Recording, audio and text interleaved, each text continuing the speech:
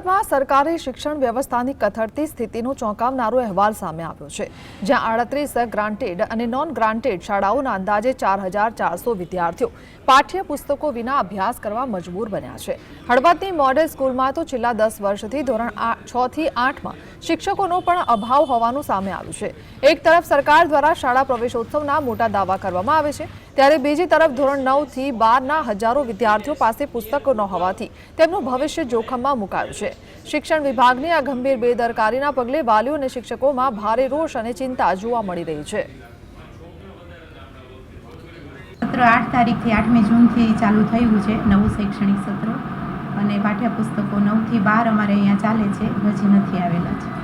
Online text book મૂકેલી જ છે અને ઓનલાઈન ટેક્સ્ટ બુક દ્વારા અમે અભ્યાસ કરાવીએ છીએ।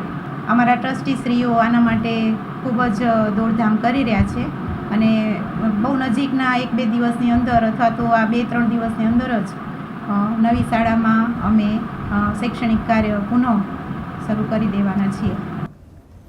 9 થી 12માં અંદાજિત 2000ની આસપાસ સંખ્યા હશે, અને પાઠ્યપુસ્તકમાં એવું છે કે પાઠ્યપુસ્તક ન હોય તો અભ્યાસક્રમ જે ચલાવવાનો હોય શિક્ષકોને એ થોડી તકલીફ ઊભી થાય છે। પણ ઓનલાઈન આ લોકો ઈ બુક કરીને મૂકે છે, ઈ ટેક્સ્ટ બુક, એટલે અમારે અત્યારે મોટાભાગની સ્કૂલોમાં સ્માર્ટ બોર્ડ આપ્યા છે, જેમાં આપણે ઓનલાઈન વિદ્યાર્થીને પુસ્તક ખોલી અને બતાવી શકીએ।